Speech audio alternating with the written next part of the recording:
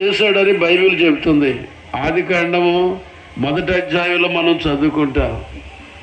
అయితే మరి మానవుణ్ణి ఈ 6 రోజుల సృష్టిలో మానవుణ్ణి ఎప్పుడు చేశాడు, ఎన్నో రోజులు చేశాడు చెప్పండి. పర్లే చెప్పవచ్చు. 6వ రోజున. ఎందుకని మొదటి రోజు ఎందుకు చేయాల? మొదటి రోజు చేస్తే ఎక్కడుంటాడు?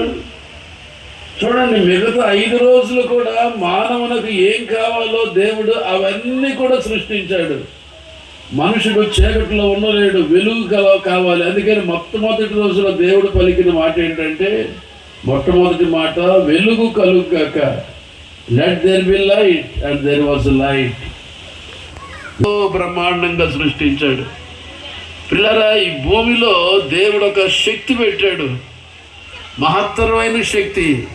ఏంటి ఆ శక్తి అంటే, మనము ఒక విత్తనం వేస్తే లేకపోతే ఒక మొక్క నాటితే ఆ మొక్కలో నుంచి అనేకమైనటువంటి పంటలు వస్తున్నాయి. అంటే పంటలు పండించేటువంటి శక్తి భూమిలో దేవుడు పెట్టాడు. ఇన్ని సంవత్సరాల నుండి, ఇన్ని వేల సంవత్సరాల నుంచి ఎన్ని పంటలు పండిస్తున్నాం మనం. ఎన్ని పంటలు పండించినా భూమిలో శక్తి తరగటలా. అలాంటి శక్తి కలిగినటువంటిదిగా దేవుడు భూమిని సృజించాడు. దేవుడు ఎంత ప్రేమ గలవాడో చూడండి. అలాగే మానవుడు త్రాగటానికి నీళ్లు కావాలి. అందుకే దేవుడు వర్షాలు కురిపిస్తున్నాడు.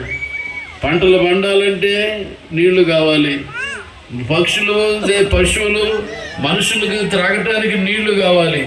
నీళ్లు కావాలంటే వర్షాలు కురవాలి. మరి వర్షాలు ఎలా కురుస్తాయి? మనకు అర్థమైంది ఏంటంటే, నదుల్లో ఉన్నటువంటి నీళ్లు, సముద్రంలో ఉన్నటువంటి నీళ్ళన్నీ ఆవిరైపోయి పైకి వెళ్ళిపోతాయి. అక్కడ నుండి మళ్ళీ మేఘాల్లాగా ఏర్పడి కిందకు వస్తాయి. అంతవరకు మనకు తెలుసు. అయితే మనకు అర్థం కాని ఒక ప్రశ్న ఏంటంటే, ఇవాళ కూడా శాస్త్రజ్ఞులు కూడా అంతుపట్టిన ప్రశ్న ఏంటంటే,